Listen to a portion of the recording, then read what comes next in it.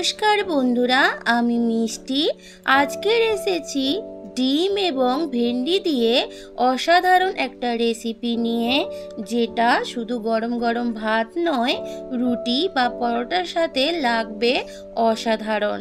একঘেয়েমি ভেন্ডি রেসিপি খেয়ে যখন তোমাদের আর অন্য কিছু খাওয়ার ইচ্ছা হচ্ছে, তখন আমি আজকে চলে এলাম ভেন্ডি এবং আলু দিয়ে অসাধারণ রেসিপি নিয়ে। তাহলে চলুন বন্ধুরা, এই ভেন্ডি এবং ডিম দিয়ে রেসিপিটি কিভাবে বানাচ্ছি দেখে নেওয়া যাক। এই রেসিপি বানানোর জন্য ভেন্ডিগুলোকে আমি ভালো করে ধুয়ে জল ঝরিয়ে কেটে নিয়েছি।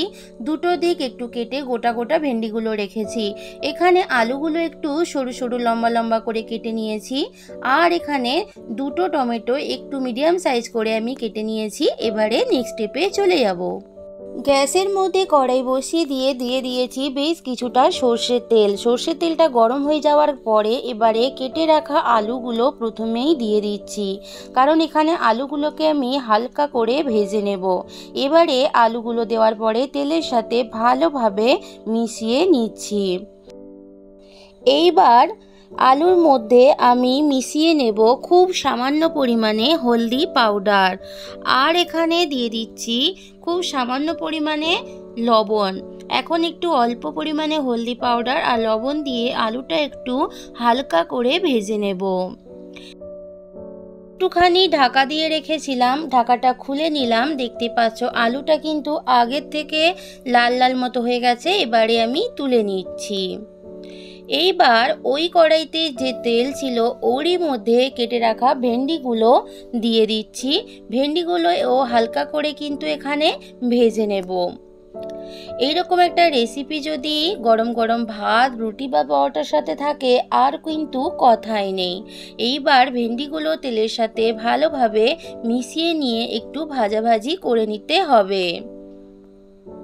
এবার একইভাবে ভেন্ডির মধ্যেও অল্প একটু হলদি পাউডার আর একটুখানি লবণ দিয়ে দেব। দিয়ে ভেন্ডিটা ভালোভাবে হলদি পাউডার এবং লবণের সাথে মিশিয়ে নিয়ে একটু ভাজাভাজি করে নেব। এইভাবে 2 মিনিট মতো ভেন্ডিটা কিন্তু বেশ ভালোভাবে ভাজাভাজি করে নিলাম। এর থেকে আর বেশি ভাজাভাজির দরকার নেই। এইবার ভেন্ডিগুলোকে তুলে নেব। গ্যাসের মধ্যে আবারও 2 চামচ মতো দিয়ে দিলাম সর্ষের তেল। আমি পুরো রেসিপিটাই সর্ষের তেলে করব। এবার এখানে দিয়ে দিলাম একটা এলাচ, একটা শুকনো লঙ্কা আর একটু কালো জিরে ফোড়ন হিসেবে। এইবার ফোড়নটা তেলের সাথে মিশিয়ে নিয়ে একটুখানি ভাজাভাজি করে নেব। ফোড়নটা থেকে একটা মিষ্টি স্মেল যতক্ষণ না আসে ততক্ষণ অবধি। ফোড়নটা এবার ভাজাভাজি হয়ে যাওয়ার পরে একটা সুন্দর স্মেল আসার পরে এখানে দিয়ে দিচ্ছি কুচনো পেঁয়াজ। এখানে আমি একটা মিডিয়াম সাইজ পেঁয়াজকে কুচিয়ে নিয়েছিলাম, ওটা এবার দিয়ে দিলাম। দিয়ে এবার একটু ভেজে নিচ্ছি। তবে পেঁয়াজটা কিন্তু খুব একটা বেশি ভাজবো না, হালকা করে একটু নরম হয়ে যাবে ততটাই কিন্তু ভেজে নেব। দেখতেই পাচ্ছ আগের থেকে পেঁয়াজটা হালকা ভাজা হয়ে গেছে।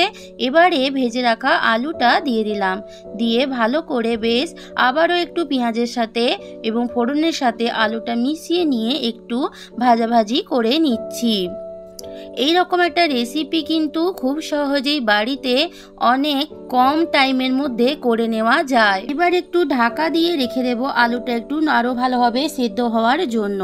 ঢাকাটা খুলে নিলাম 2 মিনিট পর। এবারও ভালো করে আলু এবং সমস্ত কিছু একটু নাড়ানাড়ি করে নিচ্ছি। এইবার এখানে দিয়ে দেব খুব সামান্য পরিমাণে গ্রেট করা রসুন।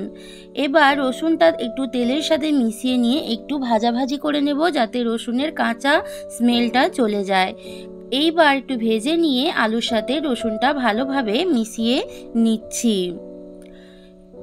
রসুনটার সাথে ভালোভাবে মিশিয়ে নেওয়ার পরে এখানে এবার দিয়ে দেব, এখানে দিয়ে দিচ্ছি আদা, কাঁচা লঙ্কা আর একটু পেঁয়াজের পেস্ট। এখানে আমি 2 চামচ পেস্টটা দিয়ে দিলাম।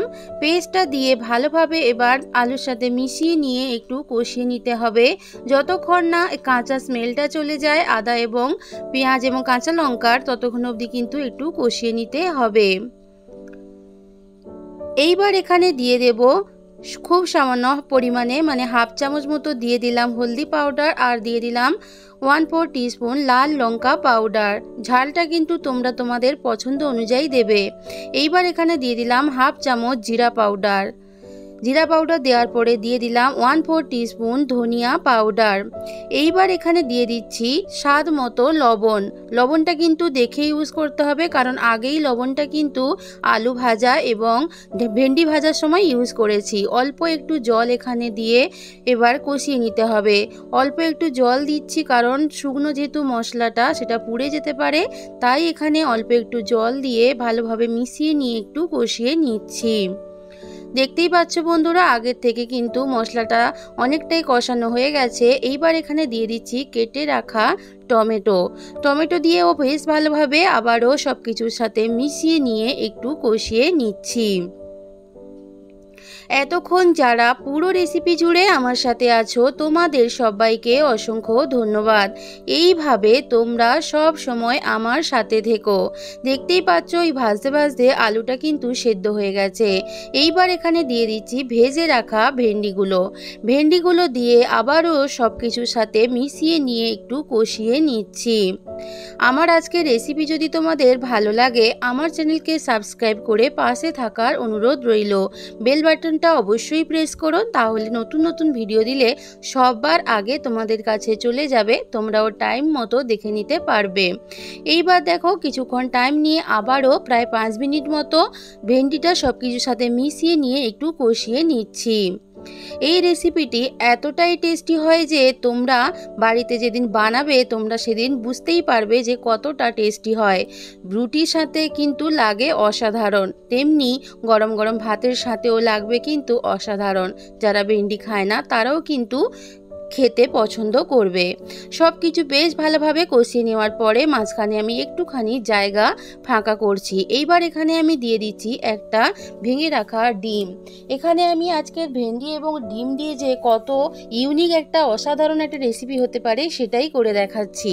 ডিমের উপরে একটু সামান্য দিয়ে দিলাম লবণ। এবারে ডিমটাকে বেশ হাতা দিয়ে একটু নাড়িয়ে চাড়িয়ে দিচ্ছি, দিয়ে একটু কুসুমটা ভেঙে দিচ্ছি। এইবারে সব কিছুর সাথে ডিমটা ভালোভাবে মিশিয়ে নেব। এইভাবে যদি ডিমটা দেওয়া যায় তরকারিতে তাহলে কিন্তু ডিমের কাঁচা স্মেলটা থাকে না। এইবার সব কিছুর সাথে বেশ ভালোভাবে ডিমটা মিশিয়ে নিচ্ছি। আমি এখানে একটা ডিম দিয়ে দেখাচ্ছি, তোমরা চাইলে 2-3টে ডিম দিয়েও কিন্তু করতে পারো, সেটা তোমাদের উপর ডিপেন্ড করছে।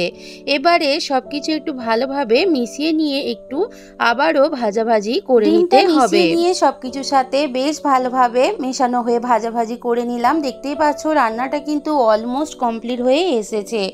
এইবার এখানে খুব সামান্য পরিমাণে অল্প একটু জল দিয়ে দিলাম। রান্নাটাতে কিন্তু খুব একটা ঝোল থাকবে না, রান্নাটা কিন্তু একদমই শুকনো শুকনো হবে, একটু মাখো মাখো হবে। এবারে জলটা দিয়ে সব কিছু বেশ ভালোভাবে একটু আবারও নাড়িয়ে চাড়িয়ে নিচ্ছি।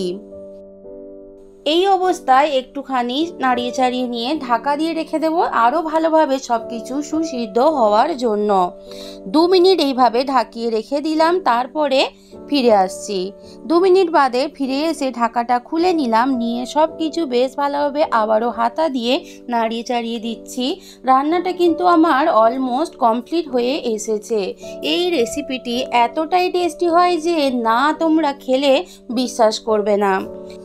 এইবার এখানে দিয়ে দেব খুব সামান্য পরিমাণে চিনি। এটা অপশনাল, দিতে পারো নাও দিতে পারো, তবে মিষ্টি মিষ্টি ভাব হলে কিন্তু ভালোই লাগে। সব শেষে এখানে খুব সামান্য পরিমাণে ঘি দিয়ে দিচ্ছি।